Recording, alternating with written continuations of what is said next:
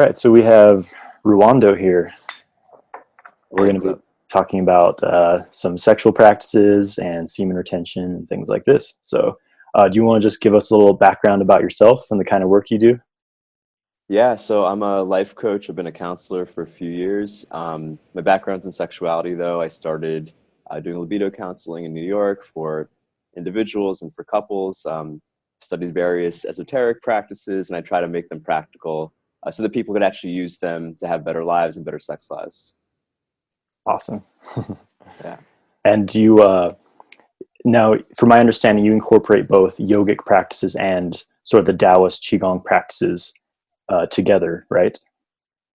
Yeah, because when I first started like getting interested in this stuff, maybe 10 years ago, as a teenager, I was looking at both things, and there's a lot of overlap, but these two traditions are very separate and Hmm. use different terminology, obviously, and they have different beliefs. And all of this was created before science and technology could really track like the nervous system or anything. So obviously, there's some poetry there and some metaphor and some things that you can't prove. But I've really tried to take the practical sides of both and put them together because they're two modalities for the same exact purpose. So why not combine them and pick out what's useful? It's like, is it Russian style weightlifting or American style weightlifting? It's both weightlifting. Let's like put it together and try to make it practical for Yeah. people. Yeah, I think it's great Yeah, to just incorporate whatever works, from different systems. yeah, We're kind of at this place in the world where people are looking for something new.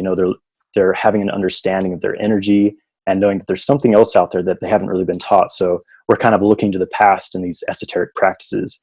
And I think it's important yeah. that we understand that they're a lot more practical than they might seem. They can seem overly mystical. So I Yeah, admire the that's the way thing you have you, to filter. yeah. Because, like, of course, in ancient China, they didn't know what the parasympathetic nervous system was, but they had Mhm. different ways of getting at that idea. They didn't know what the psoas muscle was, but they had the idea of qua or things like that. Maybe it's not the best example, but if you translate it into modern times, you'd be like, oh, they actually hit on the wisdom behind this thing, even though they didn't know the perfect element, for instance. So Mhm. I think translation is really important. I think cross training is really important. Knowing the science and knowing how that relates to the esoteric practice is also important, so you could actually get what's useful there. Yeah, And I think, definitely. yeah, I think you're right. A lot of people get turned off by the chi talk or prana, and it's just like just filter it into something that you can relate to and do the thing that'll give you the benefit you want. Mhm. So what first got you into this kind of work, the sexual work? So before I even ever had sex, I just was really obsessed with learning and self improvement, and obviously, as a teenager, sex and being good at sex and being attractive to women, that's the thing that's important. So I would just read everything I could on psychology, on seduction, on sexuality, but I found myself most drawn to work like by Mantak Chia or some of the Kundalini stuff because it just seemed cool. Like I loved superheroes growing up. I loved the concept of Shaolin monks, like just studying and becoming experts at different energy practices or martial arts or Dragon Ball Z stuff. And the sexuality stuff seemed to be the most related to this concept of superpowers. Like obviously, that's a metaphor. I don't think there are actual superpowers involved, but some of these sexual skills, like they're so beyond what people view as conventional sex that it sometimes seems like a superpower, like whether it's giving an orgasm or experiencing something in yourself, like sometimes it can seem like magic, magic with quotes, so that's what, like, I really dove into that. And this is a little bit of a longer story, but in my early 20s I had some like emotional things going on. I think anxiety, disconnection from my body, and it led to impotency at 23. So I was starting to take Viagra, and I was also doing a lot of unhealthy things. I was doing drugs and partying a lot and going against my instincts a lot. And that really was like a pain point for me to really dig in and really study sexual, spiritual, internal stuff kind of full time. Like I quit my job and just like lived in like a community ashram style place where we just studied sexual practices for a while. Awesome. And that's kind of what kicked off my career. Hmm. Great. Yeah. So what would you say are some common issues that men have, in regards to their sexuality, that you often deal with your clients? Yeah, the biggest thing overall is the denial of instincts. And instincts is just my term for everything that's not your prefrontal cortex or your conscious mind thinking. It's all your feeling motives, your behaviors, your urges, your impulses, your desires.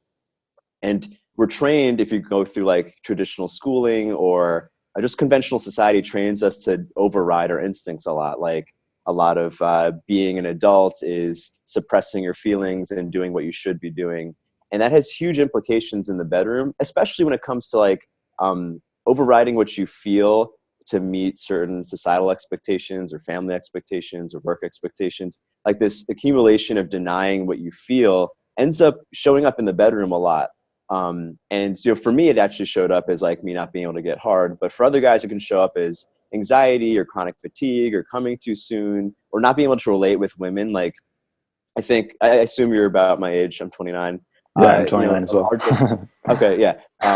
Our generation, grew up with porn, which I Hmm. think really contributed to that. So you see so many guys, I mean, younger than us even, like who have been jerking off to porn, internet porn, where they can click a million links, many years before they ever see a live woman in the flesh in that situation.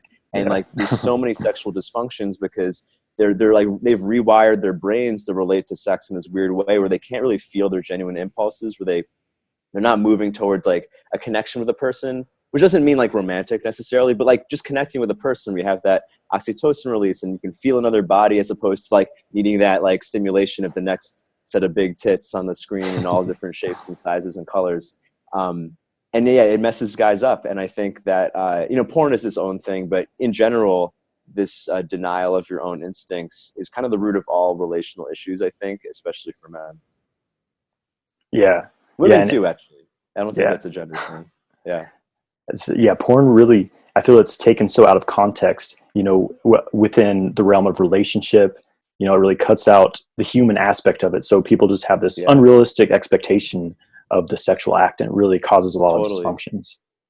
Yeah, and chemically, like you're getting the dopamine hit, like you're getting an overload of dopamine because you can click. I mean, this is true even for YouTube. You can click to Mm. like anything you can imagine. You can see it with instant gratification without having to move your spine or get off your whatever shape you masturbate in. You can do all this like at the click of a button, but you never get the oxytocin release that comes from actually connecting with someone. Mm. And men especially really need that. That's why men are more drawn to porn than women. Like we get so much satisfaction like on a primal level from watching a woman coming. That's why we like to watch porn, or that's why porn is so satisfying, but you're not actually getting the oxytocin release. So you never actually feel connected. So that's why guys end up feeling empty after they jerk off. Like as soon as you come, if you watch porn and jerk off to porn, as soon as you come, you kind of feel like, oh, this is what I was watching, right? Like, why was this so fascinating like 8 seconds ago? Mhm. you know and it's because of this this weird chemical soup that it puts in us. Yeah. So let's talk a bit about the subject of semen retention, and this is something you emphasize a bit, right? So for most people, the norm is to come every day or come every time you feel any sort of arousal, to porn or not. And that puts men in a depleted state. And I think most guys don't realize it because ever since you realized you could come when you're 12, most guys have come every single day or multiple times a day. Porn is so accessible and easy, and you can get hard and get off really fast. And I mean, there's a lot to say about it, but it takes a lot of energy to create sperm in your body. At least that's what the esoteric practices say. And even if that's not true, because there's no science that proves that yet, even if that's not true, just the constant immediate gratification, even for non-sexual things, but specifically for ejaculation, just puts guys into this a lower arousal state where they lose their fire, they lose their hunger. And when a guy learns to experience arousal and not empty it out right away, he has a little more vigor, he becomes a little more attractive, a little more motivated. And it's such a simple but important thing for men to learn. And the more immediate benefit is that you can last longer in bed and be better in bed. So on both ends of the spectrum, there's benefits to it. I'm more interested personally in how it affects the rest of your life. But yeah, of Mm. course, like being able to last at least long enough for her to get off or last as long as you want is obviously great as far as sexual performance. Mm. And these things really tie into every aspect of your life, right? I mean, Yeah, as your sexual energy increases, your health increases, your creativity, your business starts taking off or whatever you're focusing on. So it just totally. impacts Yeah, you so just many have more aspects. juice.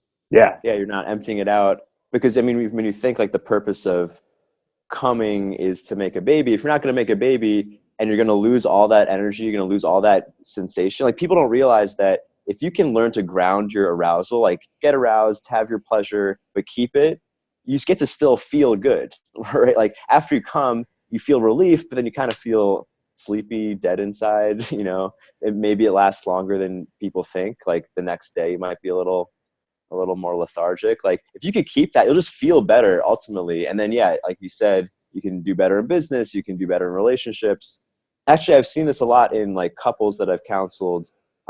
If a guy can just learn to not come so frequently, he'll be more interested in his wife because, right, like before you come, the woman that's available to you sexually, I mean, that's a bad way to put it, but the woman who you're relating to sexually becomes the most interesting thing in the world, right?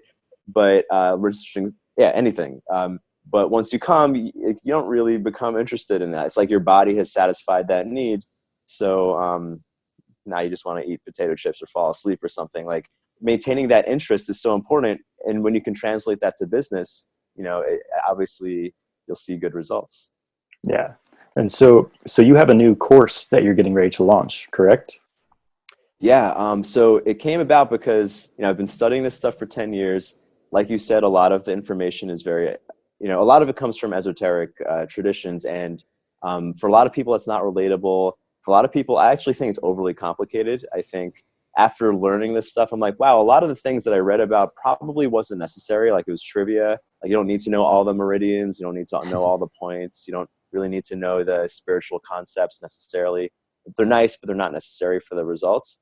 So I basically tried to take everything that I felt was practical from the tantric tradition and the Taoist tradition and put it into a very simple, actionable course where anybody can like do the practices and get the results of at least lasting as long as you want, but perhaps also having non-ejaculatory orgasms and translating that energy into the rest of their life. Cool. And what are some Yeah. examples of things people are going to be learning on your course?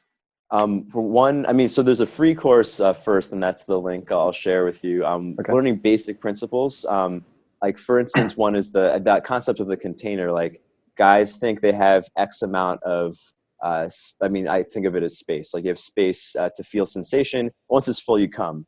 But you could actually stretch that container so that you feel more, literally feel more in your body as opposed to localizing it in your genitals. But also, it gives you more space in the sense that you can fill up with more arousal without having to discharge. Because if you hit max capacity, you come. So I go deep into this in the free course, so you can learn more about that there. But I also go into like simple techniques where I really, really simplified some of the Taoist techniques into something that anyone can practice now, even if they're not sensitive to feeling things like energy or what's going on in their body. Like it's simple enough that you can just try it and you can go a night without coming and seeing if it feels better for you. Because I want people to have the visceral experience. Like a lot of the books I read said all these grandiose things about what happens when you don't come, but if you've never experienced it, it's kind of hard to believe it. You have to take it on faith. I happen to, but I don't expect other people to. So I wanted to give people the experience of retaining arousal, know how good that feels, and then you can believe everything else, right? Like you don't have to take it on faith. Great. So I'll have a link to that course in this video so you guys Yeah. can check it out. Um, what do you feel is the importance of, so say you're getting into semen retention, but Mhm. in my experience, it's very important to be doing certain practices to keep this energy circulating so that you don't run into like stagnant energy or amplifying Sure. negative emotions or things like this. Yeah, in the free course, I offer a simple exercise to ground. But in like the more advanced stuff that I offer, yeah, I mean, I think it's important to do some sort of qigong practice, or some sort. I should not even say it has to be qigong, but something where you're moving arousal through your body, which in Hmm. itself is the skill of learning to retain your semen. I mean, it sounds like you have a Taoist background, right? Yeah, I've studied more in the Taoist practices. I studied a little Okay, bit cool. So of like tantric microcosmic. as well, but mostly Okay. Taoist. Yeah. Yeah, yeah. So, I mean, I think it's challenging for a lot of guys to ever feel moving things up their spine. So I break that down. But yeah, I mean, like you said, like one of the issues actually with the tantric tradition, or one of the accusations the Taoist side makes against the tantric side, is that it talks about bringing the energy up, but not bringing it back down. So if you don't let it out, again, this is kind of metaphoric, but also literal, like if you bring the energy to your brain and you don't bring it back down, you can get a headache. And that was my experience when I started. Like I would get these like really bad headaches during sex sometimes, because I was bringing all this heat into my brain, and it felt like I was having this migraine. And like my girlfriend at the time would laugh at me, like, what are you talking about? Because she didn't believe any of this stuff. But like I would have this raging headache in my head, and I'd have to come to like relieve it. But yeah, I mean, maybe you've had such an experience. Yeah, I've been there. Yeah. So I mean, all of the practices, like the tantric tradition would traditionally, at least, they would have people do white tantra, which is basically hatha yoga, for a long time before they did anything sexual, which is the red tantra. In the Taoist tradition, you do a lot of qigong or something like that before you would do into the sexual practices. Like sexual stuff is like level 2 or level 3. And I don't think you necessarily have to spend years doing yoga or qigong first, but you should have some sort of movement practice so that energy doesn't get stuck and you don't get headaches or hurt yourself. And actually, I think it could be as simple as like an ecstatic dance practice. Like you don't have to, I mean, I find qigong interesting. I'm assuming you do too. Yeah, but I love it. Maybe it's not for everybody. Yeah. But in like in my course, though, I offer very simple but effective qigong and yoga practices that you can jump into. It's graduated, so there's different levels. You start the easy stuff, and it just gives people an opportunity to move the stuff in their body so nothing gets stuck and they don't get kundalini headaches. Great. Sounds like you have everything thought out. So it sounds like a very in-depth course. I'm excited to see it. Because I figured like a lot of the information is already available. Like you can buy books on it. Like I didn't need to reteach the information. What I wanted to give is filtering what's practical and really paying attention to the user experience. Because I've taken a lot of courses, I'm sure you have too, and sometimes you get great information, but if you don't have a regimen to practice with, it might not give you the results. Like you need to practice. Like that's the thing. Like I met Mantak Chia a few months ago, and I asked him like, what do people need? Because a lot of this is complicated. He just said you need to practice. And then my thought was like, why don't we make a simple, like, why don't I make a simple practice regimen? So I kind of modeled fitness courses like P90X or CrossFit, like where they give you exactly what to do every day. Because that to me was more important than giving them all the theory. So the course obviously has theory, so you understand what you're doing, and principles, but it really is focused on practice. Because that's what matters, just like with fitness or anything. As one of my teachers said, talk does not cook the rice. So it's great to have something you can embody and experience directly. Yeah. And I wanted to make it simple because I know myself, like keeping a habit is challenging. So like even like the yoga practice, I made it into an audio file with like steps in it. So you can put it on your phone, you can listen to it. If you have 20 minutes free in your living room, or you can just do it anywhere. So it makes it really simple to keep up the habit, because that's the hardest part actually, is like maintaining consistency. As you know, like you don't really feel anything in Qigong until you've done it for a while. So I wanted to make it easy to do it for a while. Great. Well, I'm excited to see this course and see how it turns out. Is there anything else you want to add? I'd say it's like there's a sending off note. There's a lot here in terms of like learning sexual energy. Like I know you go into a lot of topics on your YouTube channel. It's like as much as you're interested, there's something to find. So I'd say to people, like, find what's fun in this, because there's so much information in the world of sexual energy or sexual practices or sexual health. Find what's interesting to you and practice it. Because if you learn a bunch of stuff, I mean, just what we said, if you learn a bunch of stuff and you don't practice, you don't cook the rice. So exactly. Yeah. And it's a pretty enjoyable thing to be practicing as well, working with sexual energy. So for sure, it makes everything better in your life. Yeah, Sex definitely. is more fun. Life is more fun. Your relationships are better. It's such a high bang for your buck hobby or interest. Yeah, and it's really a powerful way to get ahead in this modern world. You know, we live in such a busy world that requires so much focus and concentration to really succeed. So conserving your sexual energy and learning to cultivate that can really help you take things to the next level in your life. Totally. Yeah, I actually want to make one note on that, because like you said, there's so much going on. It's so fast paced. If you want to get ahead as an entrepreneur or anything in life, like the sense of quality matters just as much as what you're doing. So like if you want to be creative, like you need kind of a surplus of energy. And if you're not taking care of your body, like you're not going to have that. I was just listening to a podcast about this. Like if you're not taking care of your body, you won't have that extra energy to come up with creative ideas.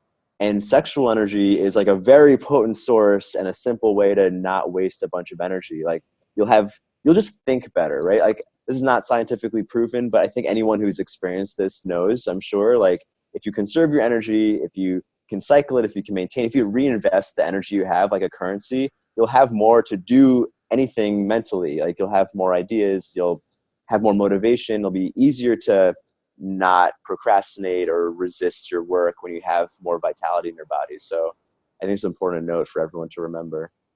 Great.